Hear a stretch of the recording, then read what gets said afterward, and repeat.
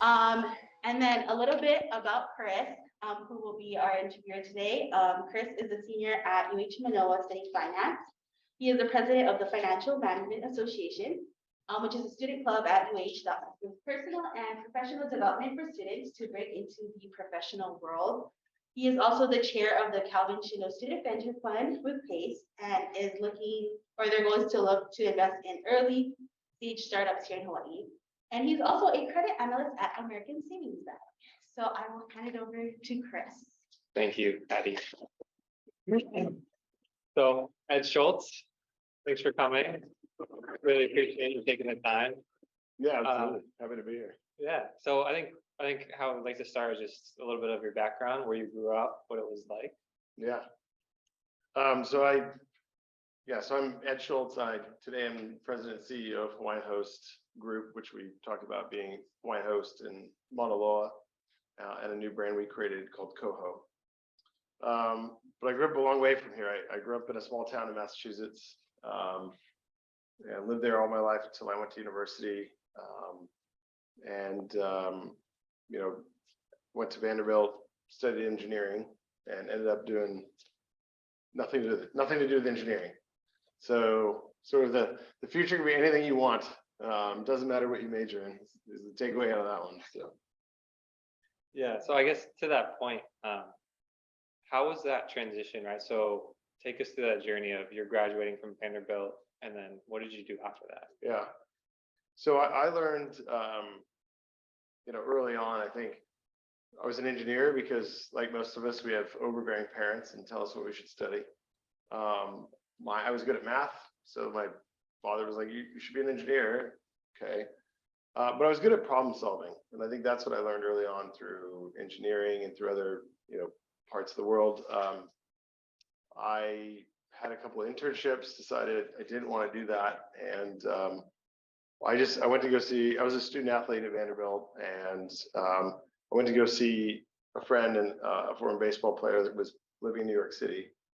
And he said, what do you do, Chris? And he's like, oh, I'm an investment banker. And I said, well, I have no idea what that is. I was 21 years old. I have no idea what that meant. And he kind of told me, and he was, living pretty well in New York. And I was like, well, that sounds good. I can do that.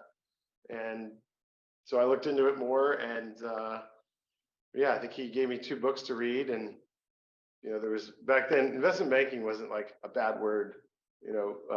This was in the late 90s, and he gave me 2 books to read. I read them and told him which one I liked, and he helped me with some interviews, and off I went from Vanderbilt to New York City, and I was an analyst, credit analyst at what's now called Bank of America Merrill Lynch, but at the time was a small bank called Montgomery Securities. So yeah, and I was just fascinated with business and problem solving, and it was just sort of that endless curiosity, I think, that still helps today, how I got where I was. It's really nice. So then after investment banking, take us back. Well, I think I did banking for 5 years. So nothing toward entrepreneurial. I couldn't think of anything more corporate and stodgy that you can imagine, right? I mean, these are massive banks with well-ingrained social, societal, sort of hierarchical management structures.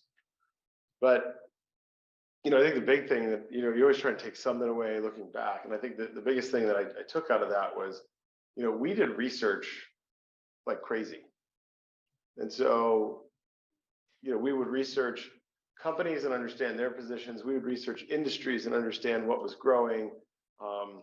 We would look for trends inside of an industry, and we would look for the threats to an industry, like what are the things that could disrupt or really change something. And so I left New York City. This was post 9/11. It was a very strange time in the world. I went to school in the South. So what does that mean? You get married young. So I was 25. My wife was 23 when we got married, and we moved to her hometown, which was Kansas City.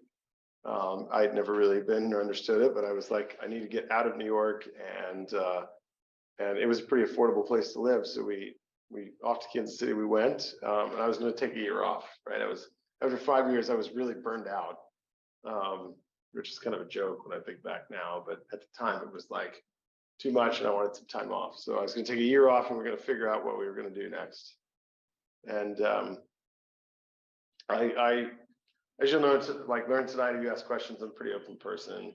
So I went for a job interview at a company called AMC Theaters, which is based in Kansas City, right? Huge theater company. And, you know, they were looking for somebody in their CFO's office. And I got to do an interview with the CEO, who was a former banker, married a woman from Kansas City, and was like, it was the same like thing. And he said, you know, I'm really kind of bored. Like, you really don't want to do this. I said, I kind of was like, this is a trick question. And he said, well, so what have you been doing? It's been like a year. Like, what have you been doing with yourself? I said, well, I don't know. And I finally said, well, I wrote a couple of business plans. Like I was bored. And so I wrote a couple of business plans based on all this research. And I said, well, I think the coffee industry and the fitness industry are two that are, you know, you just have these huge dominant players like Starbucks and nobody else behind it. So if you guys think about it, imagine, you know, this was 2003 now. You imagine an industry, take the burger industry. You imagine McDonald's with like literally zero competition. Like that was Starbucks. It had, you know, no local version. It had no In-N-Out in California. It had no Shake Shack. It had no nothing. That was Starbucks, right? They had, even at the time, I think they had 12,000 stores. And the next closest guy to them was like Pete's Coffee that had like 50. And I thought all across the country, like people are going to want an option. And I thought they were doing things, again, from research that, you know, the food's terrible. Still is terrible, right? You have 28,000 stores. Their thing was they want it to be the same. So how do you put 28,000 stores and make the food the same? You know, you sort of sacrifice quality.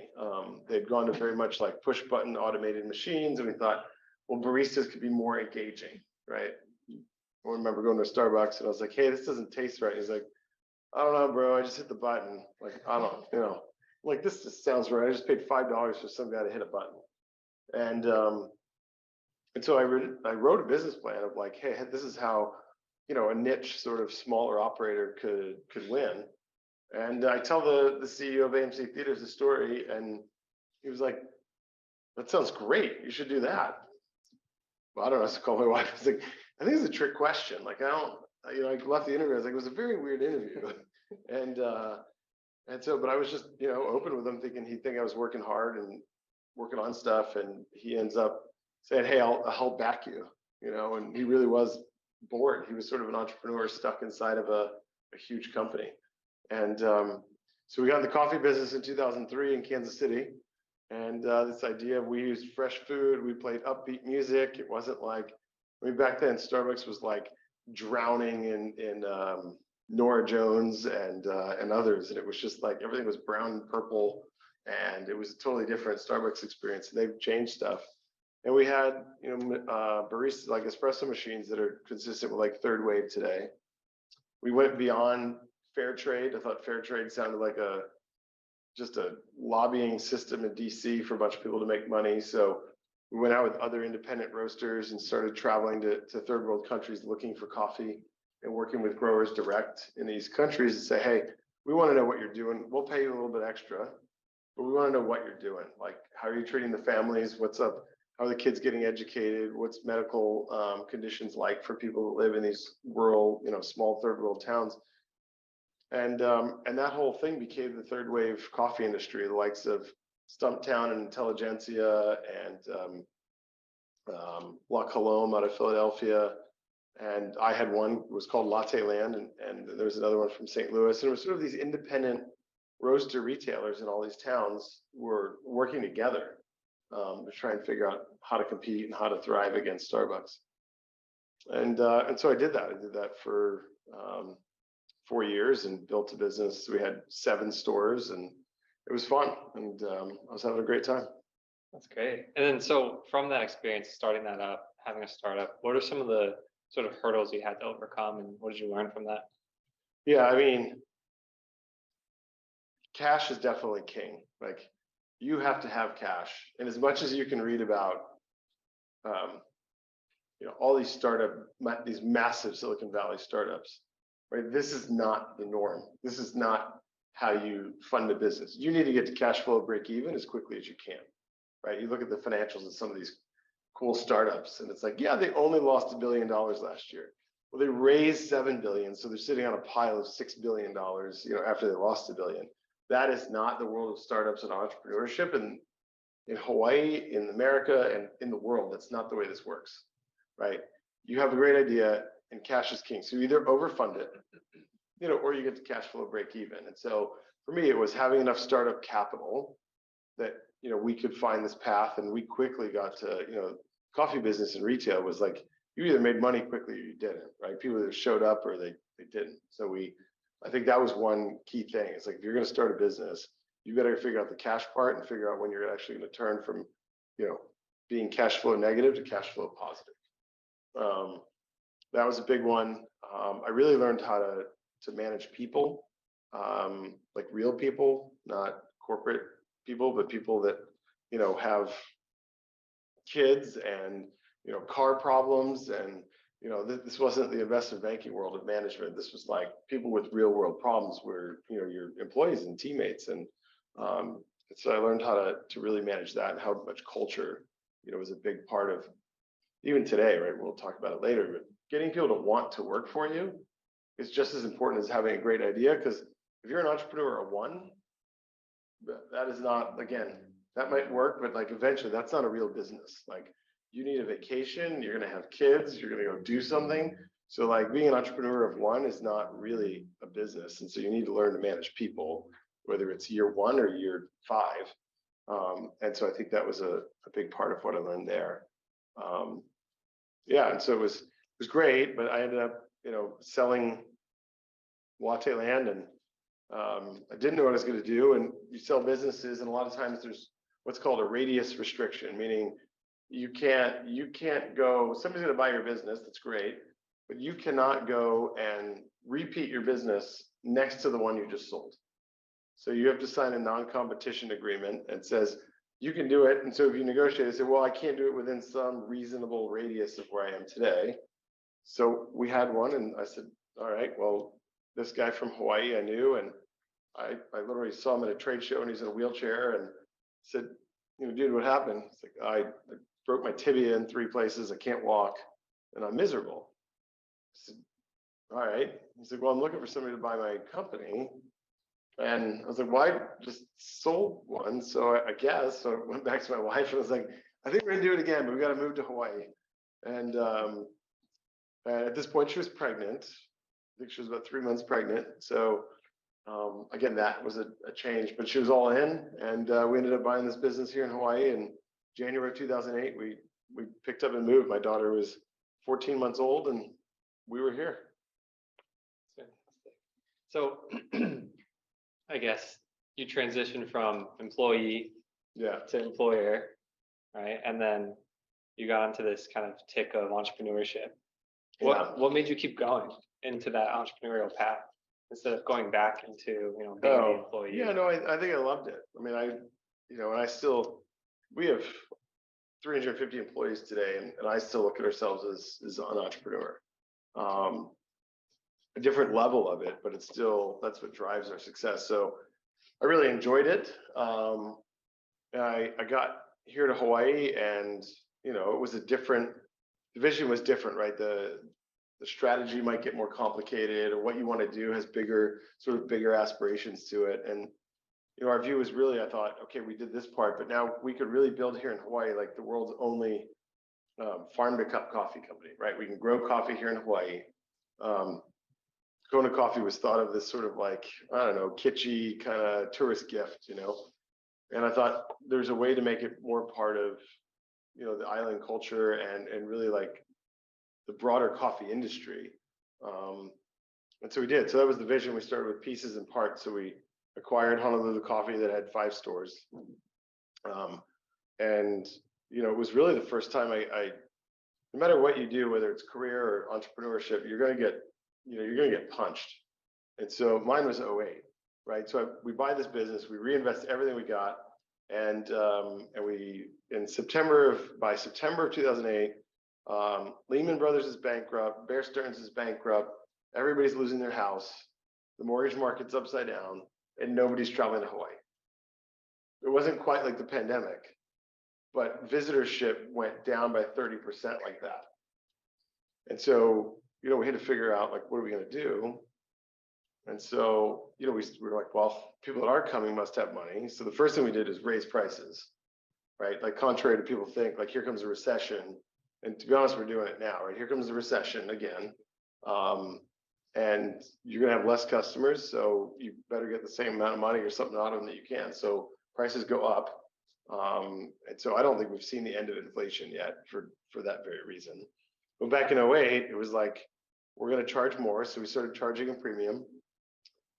We created a whole line of stuff that we never sold before, which was like, I never thought of being the t-shirt, tote bag, business, but we had all this real estate and we had people coming. I was like, well, we got to sell more stuff to the same people that are coming. So again, I think when you're an entrepreneur, you find out the acquisition of a customer is way more expensive than getting more out of an existing customer. I don't care what industry that is. I don't care if you're in the restaurant industry, the financial services industry, anything to do with tech. You can get more revenue out of an existing customer that is far better return of your time and of capital than going to find a new one, right? You see this at banks. Banks want to lend more money to people they already do business with than really to go find new customers. They likely have to give you a deal. If you're a new customer, you're going to get something free, something where you feel like you're valued. Where an existing customer, I mean, you can slip in more fees, you can up the return. It's just the way it works. So we said we could get more money out of the customers who are already coming versus implement our growth story of more stores. But eventually 08, 09 passed. Hawaii got very lucky in that recession, and that the rest of the world wasn't in a recession like the United States was. So Japan was fine, Australia was fine. And at that time was the opposite of what we have today, which was the US dollar was weak. And so all these people were coming here thinking like, oh, this stuff's free. The Japanese were coming and they're just like, 5-star hotel. I don't know, it seems 30% cheaper than it did a year ago. And so it was pretty good. And we ended up, really finding, franchisees, expanding here locally. We ended up buying, the farm property in 2012. So in 2012, we finally saw the vision becoming like a farm to cup coffee company. And that's really when things changed. I think we started opening stores in Tokyo, and I think we went from 5 stores, and at the peak, there was about 36 stores, Honolulu Coffee, in Hawaii, Guam, Vancouver, Tokyo, Osaka. We were doing pop-ups with Lotte in Seoul, and yeah, so that was sort of the trajectory of that business. And I used the lesson, and sort of the part that I learned out of that was, how many of you guys are big fans of Apple? You guys use Apple, right? Here's the famous Steve Jobs thing. He would always tell his team and tell everybody, teach, don't sell, right? You walk into an Apple store and nobody is in there like walking around like, you got to have this thing. Have you guys tried this thing yet? Let me put this on your face. Let me put your earbuds on. I bet you're going to like it. What? No, they're out there. What do they have? They got a Genius bar. You have people teaching you about stuff. They don't sell you anything. You're like, I got to have that. And so we learned that with coffee, which was like, we were charging a premium, but our baristas, they're not the ones buying the stuff. So I think the takeaway that I learned there was we spent money, invested money on educating our team. So we would send them to the farm, and then they would learn, why is this so expensive? They would get out there, the picker and coffee's hand picking coffee off of trees, and they'd pick, maybe a good picker and pick about 200 pounds in a day. We put people out there and they pick 20 pounds, and they're like, dude, I am exhausted.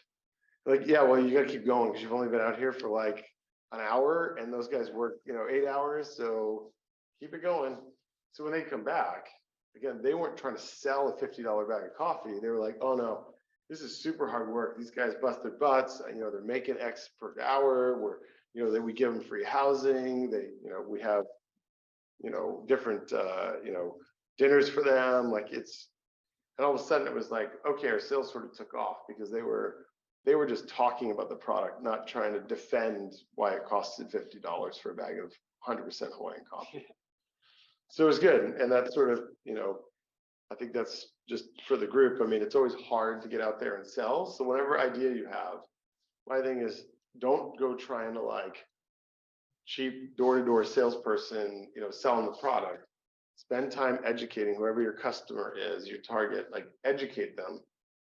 Don't start giving into like, you better buy this thing or you're wasting my time, because you never know where that's going to come back to help. Thanks.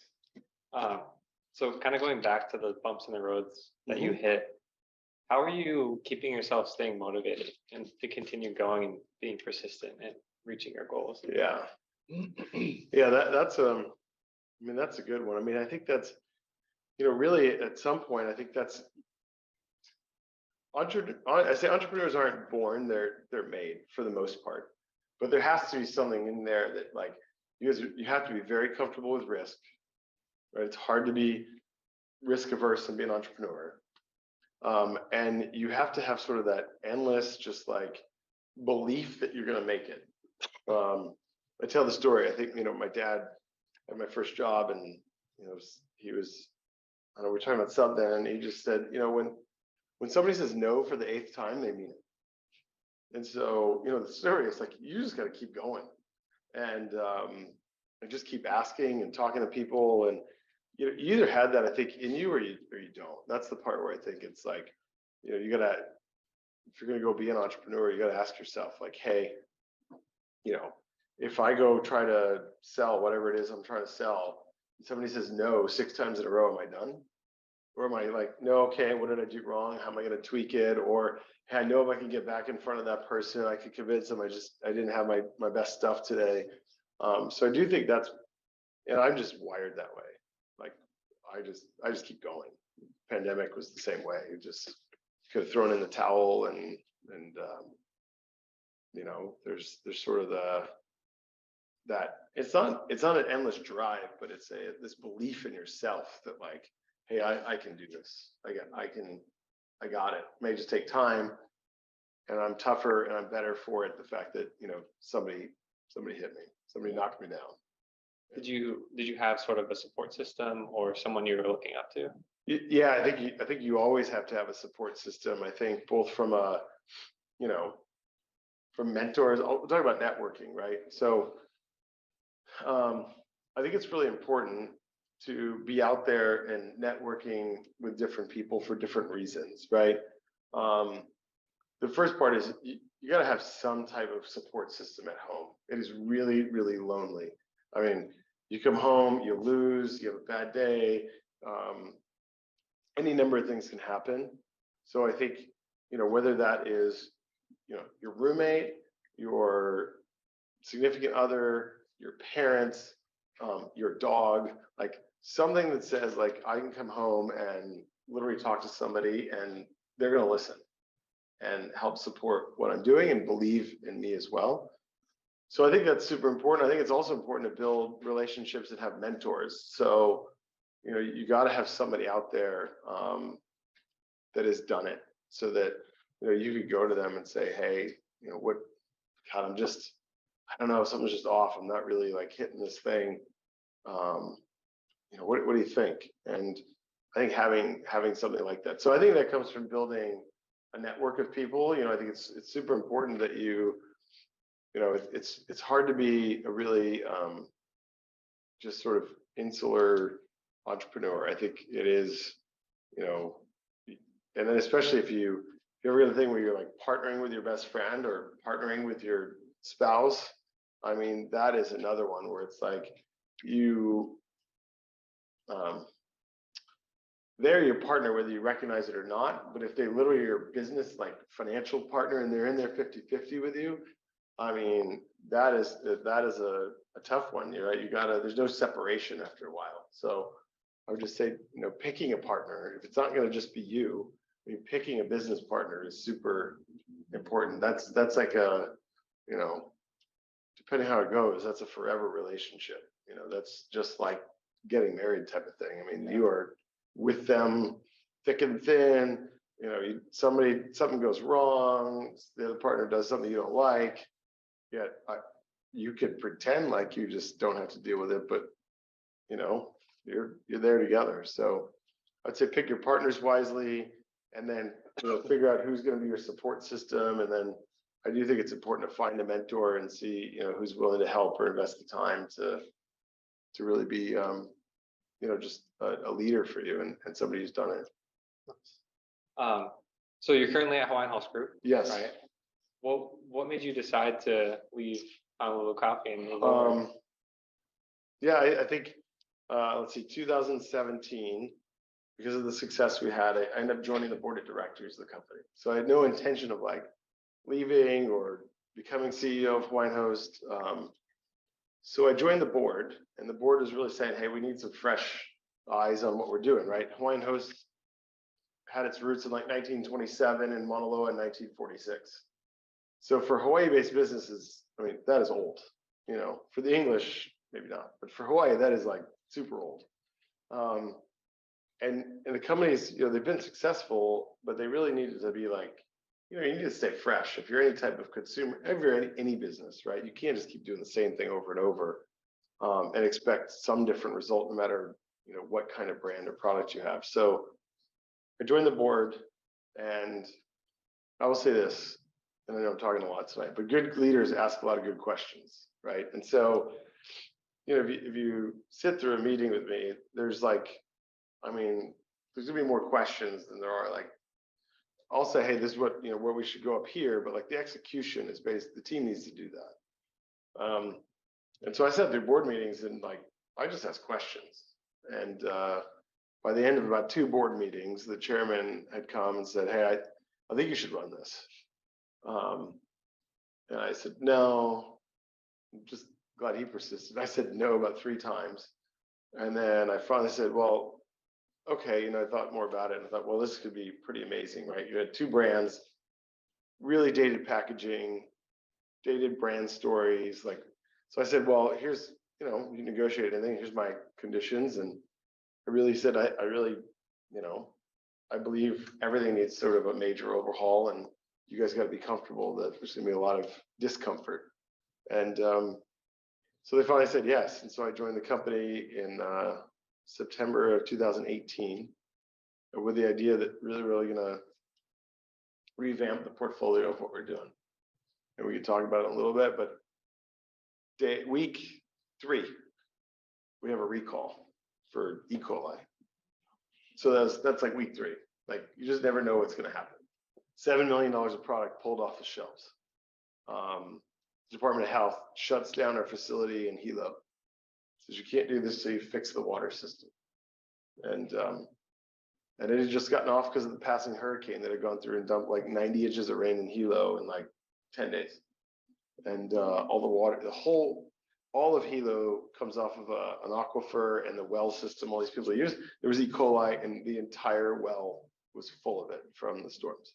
And nobody wanted to admit that, but it wasn't a Mauna Loa problem. It was a Hilo, just that's the way the island set up problem. And so, you get kicked in the teeth and you get back up and said, okay, what are we going to do? And so the first year was that. And then we had a really good 2019, and then 2020, we have a pandemic. And so it was hitting a lot of easy runway there. And now we've got inflation, and, just the way it goes. Roll with the punches and keep going. But no, it was really fun. We've really, you guys all know Hawaiian Host in Mauna Loa? Yeah, no, yes. Right, mostly rooted in macadamias, but in 2018, if I showed you this stuff, like the company had acquired Mauna Loa, which was owned by Hershey, in 2015. And the products were identical. Like, if one had one, the other one had one. And I was like, well, what's the point of that? So we really tried to separate the portfolio. And so Mauna Loa, we started with first, we repositioned it, rebranded as really a plant-based food company. And, we cleaned up all the SKUs.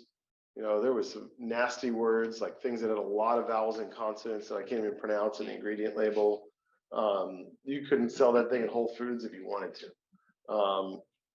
So we cleaned that up. We upcycled a lot of products, like we were roasting nuts and flavoring nuts into like canola oil, but we were throwing away a whole bunch of nuts to pigs. And so we took the nuts and we pressed them and created macadamia oil. And so that's what we, upcycled the products. We created the story. We also took a lot of that stuff and made a paste out of it. And today we make a non-dairy ice cream. So macadamia nut milk ice cream out of it.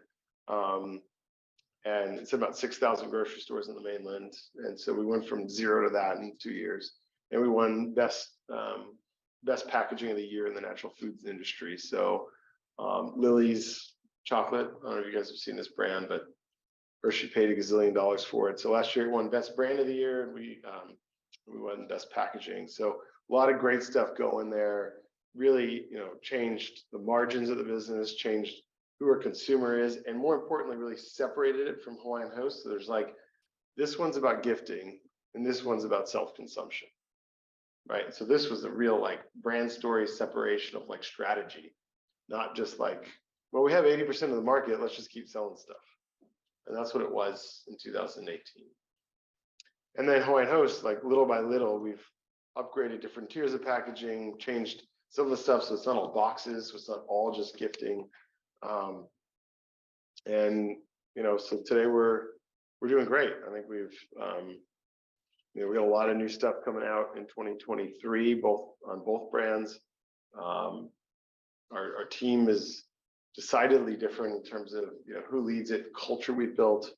So really proud of just the culture that we have of everybody's allowed to speak up. We want ideas from every part of the organization. And we have a great time doing it. I think we go to the office 5 days a week. Nobody bats an eye or complains about it because they want to be there. We built an office that like people physically want to be in. It's a very different environment. It doesn't, it's not a tech office, but it's not stodgy, old school. We do Pauhana Thursdays once a month. We do lunch and learn. So we have an espresso bar in there. We've got all kinds of stuff. We took out all the bottled water, and we've got filtered, sparkling flavored waters in there for people. So people want to come. It's a fun place to be, and we get a lot out of it. And so I'm really proud of the culture the team has built. And I think you guys, some people from here have been on a tour, right? Yeah. I think ASB's been on a tour. I mean, we're pretty open. Anybody wants to come, and that's the culture we built, is culture of being really open and respectful, but we've got to get stuff done and be successful. So I say to people, people talk about in business like, oh, we're a family. And I think that's a little bit too easy to say. I said we're a team, we're not a family, right? And so because on a family, you're family forever, and on a team, sometimes you have to trade people, right? Sometimes there are cuts. So we're a team. We know the right person. You may be a great person, but you're not the right fit for our team. We got to make a change. So we look at it that way, and So anyway, we're in a good place, and I'm having fun. So that's great. I do want to congratulate you. You, with your role at Hawaiian Host Group, you were awarded one of the business leaders of Hawaii this previous year. So I guess on that note, what do you kind of see as the future for Hawaiian Host Group from here on out? Yeah, I think we still have some ways to go. I think Mauna Loa will continue to evolve new products based on. I think we're working on a macadamia nut flour today, so we'll figure out what we do with this inside of the natural food space. I think on the Hawaiian Host side, I think you'll see some fun macadamia related products come out. How long it'll take us to get there and that stuff. It's easier when you start a business, because when you guys build it, you put in the systems you want, or you put in the technology you want to help you run your business. We inherited something, so I think our big investment in 23 and 24 will be about better systems, technology, data. I think even for a consumer products company, like data is super important, going back to like analyzing who you are and who your customer is and research on where you're going. So I really want more data out of the team. And so I think that's different for me. I know we got to go there. I'm not a tech person, so I got to rely on people to drive it. But Data is how you make decisions these days.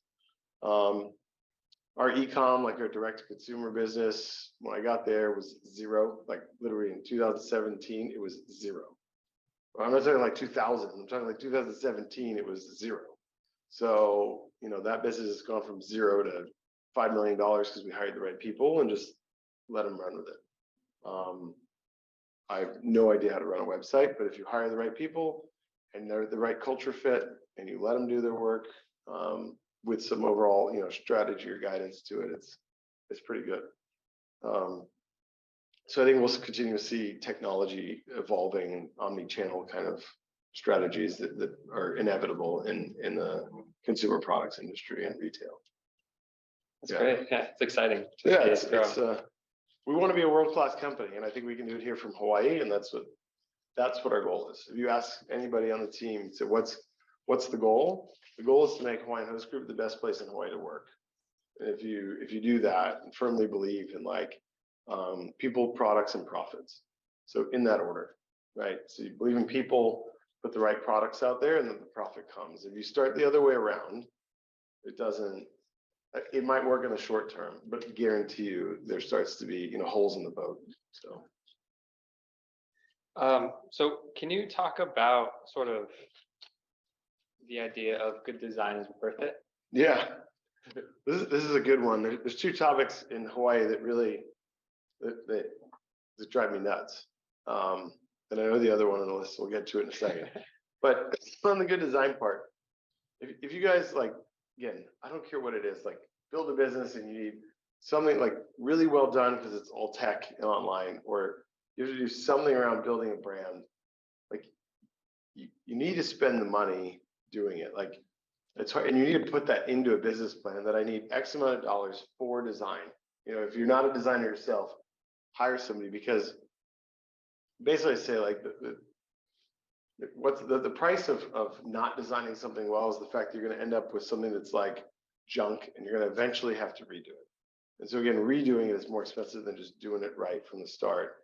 And I just the cost of poor design is more expensive than actually designing it first time. And it's sort of something that I tell the team, whenever we want to try and say, hey, you gotta manage costs, but still you can't spend zero, unless you're great with graphic design yourself, you can't spend zero and end up with something that's amazing. So if you're out there looking for a budget or you're going to raise money to do something, I'm telling you, it becomes so much better when somebody's first impression is oh, whoa, your idea is cool, but wow, it looks cool. And you put the two of them together, I think it's where success comes. So that's what people ask, when we talk to entrepreneurs in town, it's spend, I don't know what that number is, but focus, there's got to be some focus on design. And the same thing goes for again, if you're successful, you're eventually going to have people. You're eventually going to manage people, whether you work for a big company or a small one, or you're an entrepreneur. If you want people to come to the office today, you have to spend money and make it a place where people want to be. It's if some of this stuff in this building had never gotten updated, which exists in Hawaii, you walk into some offices and you're like, whoa, Jesus, you guys, what are you doing? The bones of this building, arguably is not the most attractive building on campus. And so you got to keep freshening up what you can to make it where people want to come to class, people want to, sit and have discussion groups. And the same thing we do with our office. It's a place we spend money on and invested in, and people want to come. So yeah, really beautiful office.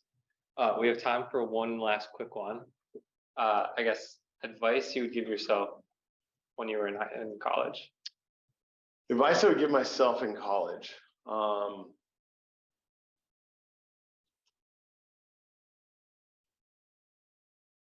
I would have really would have networked better, especially as I got to be, toward, a senior. I would have spent more time networking better so that I could go back to, God, the resources that must have existed at Vanderbilt that I have no idea were there.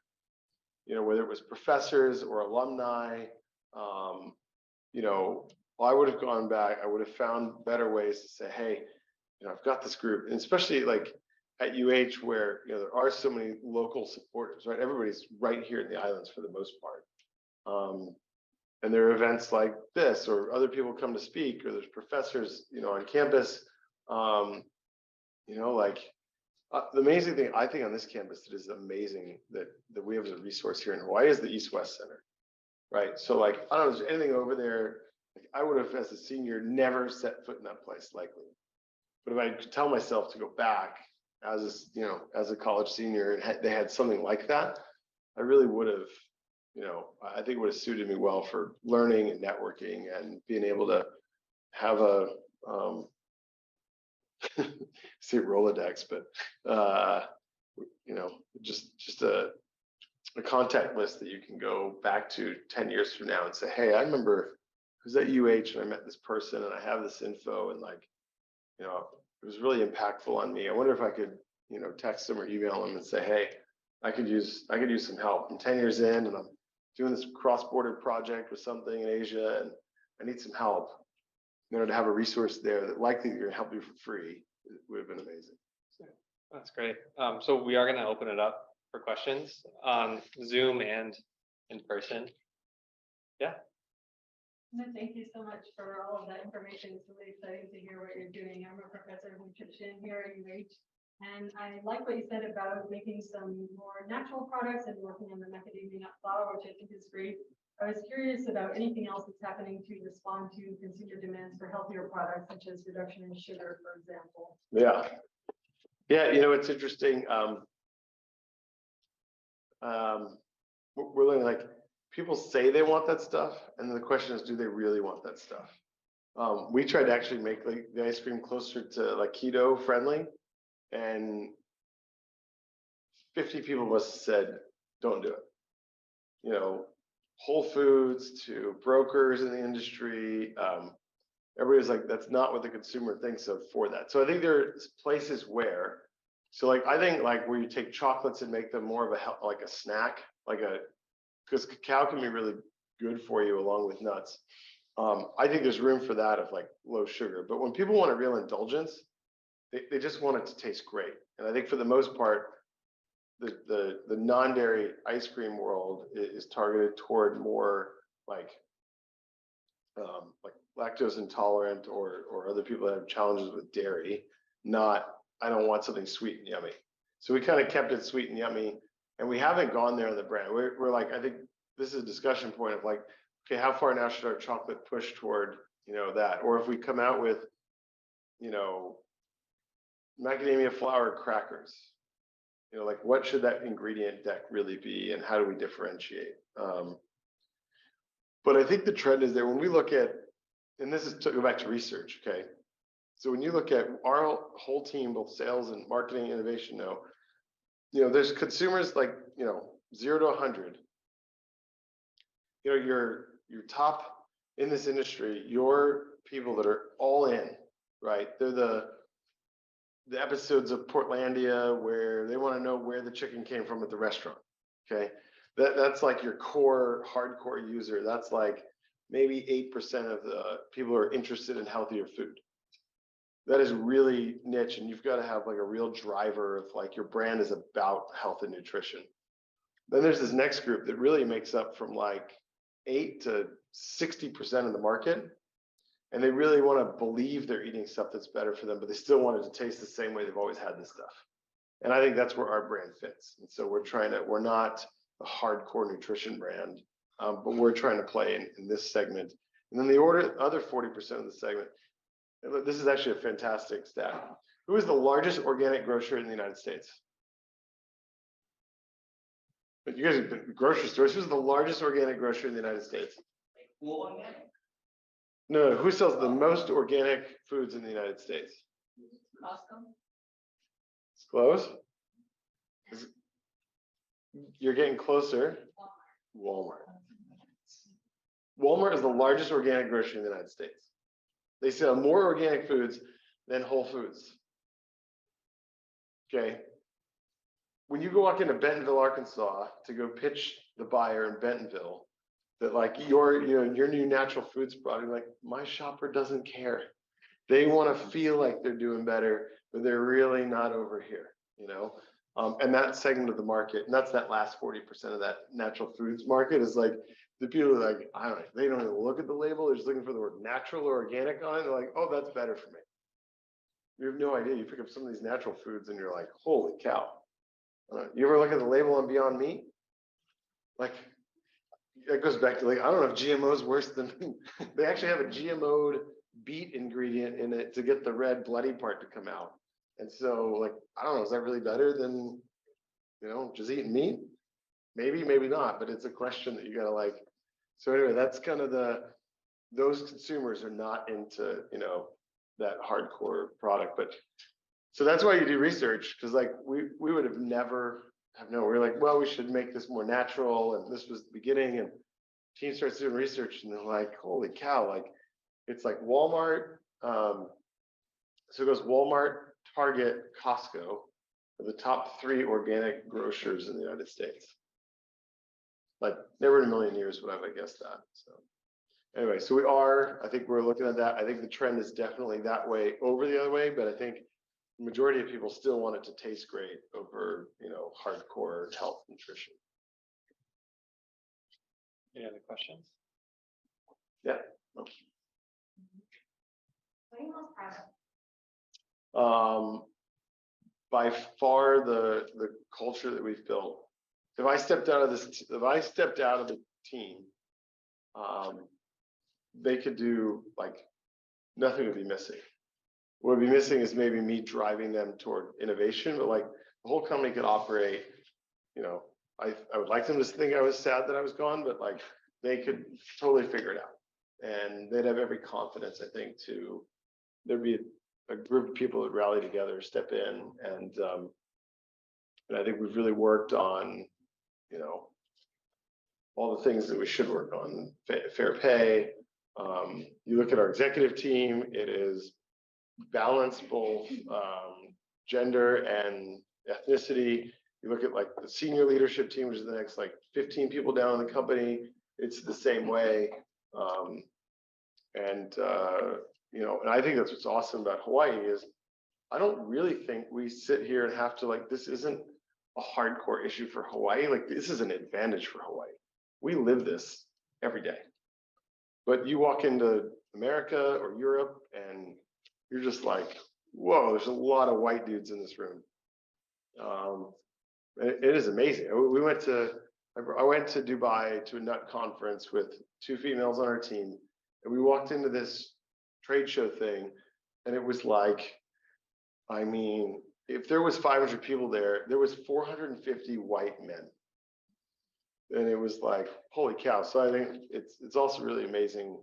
Both being here in Hawaii helps, but just the team we've built, I'm really, really proud of how we run the company and what we do. Anything else? Excellent Q&A and very inspiring entrepreneurial journey. I was curious, you mentioned in 2023 that you have different flavors you're going to be presenting, and curious on the innovation side. So like how often do you guys meet to discuss what's coming next and what kind of intention goes into that? Yeah, so that's a really good question. So I think you always have to be innovating, and it could be like massive innovation, like we're going to come up with non-dairy ice cream because we've never been an ice cream company, or it can be like, well, we make chocolate covered macadamia nuts, but this holiday season we're going to have a gingerbread flavor and a peppermint mocha flavor, right? So there's like small line extensions in our industry, we call them, or there's like the massive reset. I think on the big side, I think it's an annual thing that we do where we intentionally get together. And I mean, I think last year we did it, there was probably about 20 people in the room. It's very inclusive. So it's like, it's not just innovation people. We had HR people, accounting people, marketing people, sales people, operations people, and we invited outside vendors of ours who are, again, marketing agencies or some data people to come with us on this stuff and sit in a room all day. And we really talk like huge innovation, meaning, we talk top funnel. So we all show up and the first thing we do is bring a product that we really like. Has nothing to do with anything.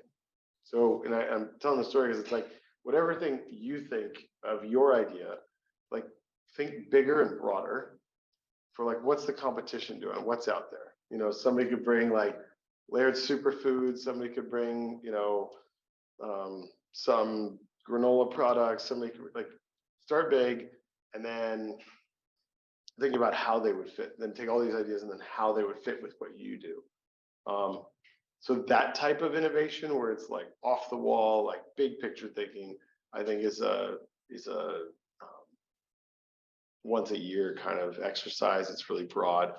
And then we like scope down like what we're going to do for the year, or is it a 2-year project? So a lot of the stuff is like, I think we just did it again with Mauna Loa. We want to make this flower, but we had 8 ideas that we came out of with this session. And then the great part about technology and data is, you know, in the old days, you used to have focus groups and you'd put 10 people in a room and then behind the one-way glass, somebody would sit back there and like knock down, oh, person 6, they made a weird facial expression when somebody said this. And you're like, dude, now we just like send people a questionnaire online. They're happy to do it. We pay them a little bit or send them a gift card or something. And we get 500 people that get responses back in a week when we solicit data. And there's things out there for you. You guys know this stuff. I mean, there's easily websites or things where you can put out for open feedback on your ideas. And you can sort all this stuff very easily, you know, where they're living, what's demographic, etc. So we get all this stuff. We got 8 ideas. Now we're down to 1 based on this info. And we'll take that one idea, and that's what I think we're hoping that idea we would launch in, we would sell it in maybe a year from now, but likely spring of 24. And we'd hope to have it in a grocery store by fall of 24. So it is a long cycle in our industry to get to market. This isn't like, I got an idea, let's go. You could go to a farmer's market next week, but if you think you're going to go to Whole Foods and sell something next week, you're like, you got to get on the sales calendar and cycle and whatever. But then I think it's important to keep things fresh. And that's what I'd say is like, hey, we came out with a holiday SKU.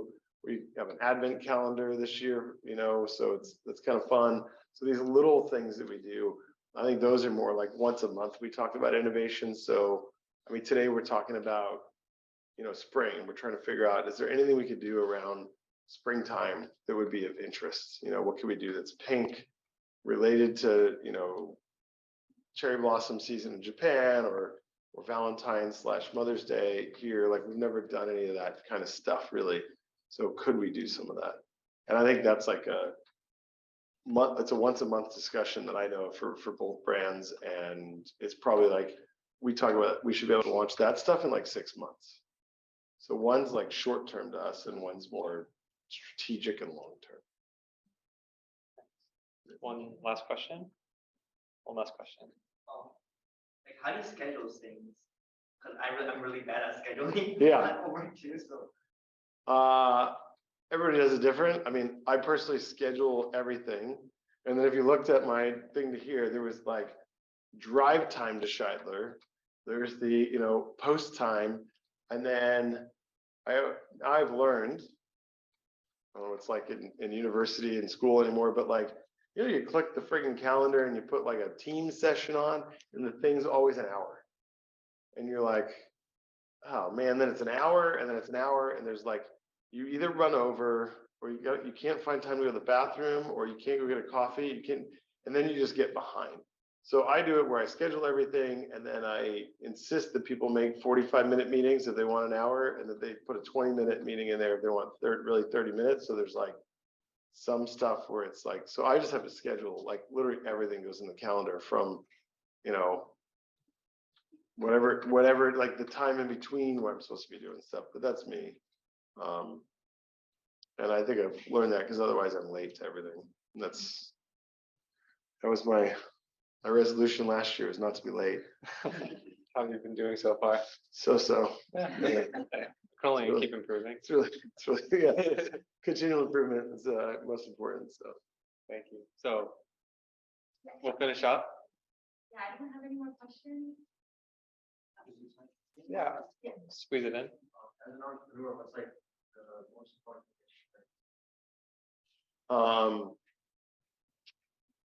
My most important thing that I could like for you and where you are, it's like, I think it was about 3 years in to doing my first coffee ventures. It was maybe 2006.